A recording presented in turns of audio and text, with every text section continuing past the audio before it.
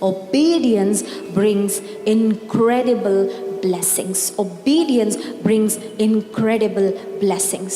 கீழ்ப்படிதல் பயங்கரமான ஆசீர்வாதங்களை கொண்டு வரும். கீழ்ப்படிதல் பயங்கரமான ஆசீர்வாதங்களை கொண்டு வரும். God gave such a huge blessing not just to Abraham, but God said the blessing from your life is going to flow to your to the next generations.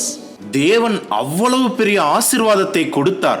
ஆபிரகாமுக்கு மாத்திரமல்ல, கர்த்தர் சொன்னார், உன்னுடைய வாழ்க்கையிலிருந்து அடுத்த பல சந்ததிகளுக்கு என்னுடைய ஆசீர்வாதம் வழிந்தோடும். Your generation after generation, all your descendants will be blessed because you have done this act of obedience. Let me tell you, when you obey to the voice of God, sometimes we have to give up what we love in order to prove our love for God.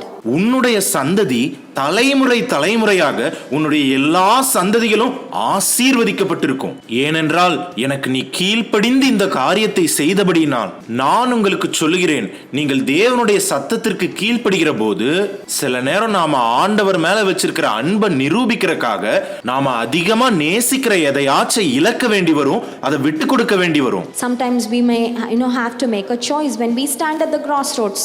Something you love, something you're holding in your hand is on one side, and on the other hand God says just leave it alone, just let it go, I have something else for you. சில நேரம் நம்ம வாழ்க்கையின் கஷ்டமான நேரங்களை கடந்து செல்லும் போது நாம சில முடிவுகள் எடுக்கணும். நீங்க அதிகமா நேசிக்கிற எதையாச்சும் உங்க கையில வச்சு நீங்க புடிச்சுக்கிட்டு இருக்கலாம். ஒரு பக்கம் இப்படி இருக்கும்போது இன்னொரு பக்கத்துல இருந்து ஆண்டவர் சொல்றாரு, அதை விட்டு அது போகட்டும், நான் உனக்கு வேற ஒரு விஷயத்தை வச்சிருக்கேன். And you have to make a choice, just like Abraham. If you can leave what you love, if you can prove your love for the giver more than the gifts and say, Lord, I do not care whatever is in my hand, whatever you have given me. If you want me to just leave, if you want me to sacrifice it at the altar, I am willing to sacrifice it at your altar. நீங்க ஒரு முடிவெடுக்கணும்.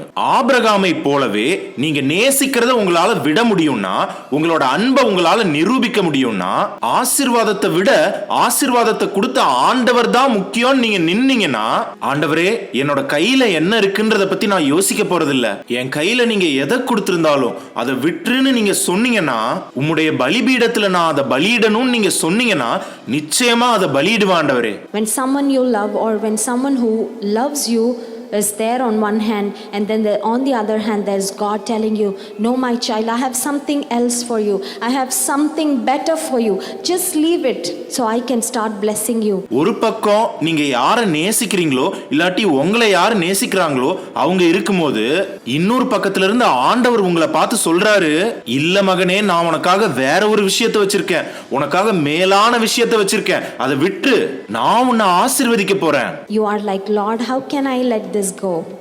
I have something in my hand. If I leave it, I don't know what will come next. I do not know what you're going to give me.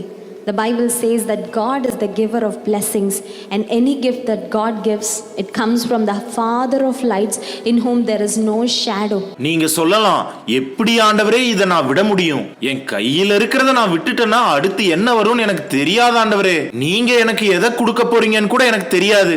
வேதம் சொல்லுகிறது, தேவனே ஆசீர்வாதங்களை கொடுக்கிறவர், நன்மையான எந்த ஈவும் பூரணமான எந்த வரமும் பரத்திலிருந்து உண்டாகி ஜோதிகளின் பிதாவினிடத்திலிருந்து இறங்கி வருகிறது, அவரிடத்தில் யாதொரு மாறுதலும் யாதொரு வேற்றுமையின் நிழலும் இல்லை. He is going to give you good and perfect gifts. அவர் உங்களுக்கு சிறப்பான தரமான ஆசீர்வாதங்களை கொடுக்க போகிறார். Every good and perfect gift comes from above. நன்மையான எந்த ஈவும் பூரணமான எந்த வரமும் பரத்திலிருந்து உண்டாகிறது. So God is the giver of the best things for you in your life. ஆகவே ஆண்டவரே உங்கள் வாழ்க்கையின் சிறப்பான ஆசீர்வாதங்களை தர வல்லவர். Are you fascinated with the gifts that you already have, and are you forgetting the giver? Are you just neglecting the giver? Are you ignoring his voice? Let me tell you, if you ignore God's voice, you may have to pay a very high price, and you may have to spend the rest of your life in regret. ஏற்கனவே உங்ககிட்ட இருக்கிற ஆசீர்வாதங்கள்ல நீங்க திருப்தியா இருக்கீங்களா? அந்த ஆசீர்வாதத்தை எல்லாம் கொடுத்தவரை நீங்க மறந்துட்டீங்களா? இல்லனா ஆசீர்வதித்த தேவனை நீங்க நிராகரித்து தள்ளிட்டு போறீங்களா? ஆண்டவருடைய சத்தத்தை கண்டுக்காம இருக்கீங்களா? நான் உங்களுக்கு சொல்லுகிறேன், நீங்க ஆண்டவருடைய சத்தத்தை கண்டுக்காம இருந்தீங்கன்னா நீங்க ஒரு மிகப்பெரிய விலை கிரயத்தை செலுத்த வேண்டி வரும். அதுக்கப்புறம் மீதம் இருக்கிற உங்களோட எல்லா வாழ்க்கையையும் நீங்க கவலையோட வாழ வேண்டி வரும். That's why a man of God said the best thing to do in your life is to leave your choices to God's hand.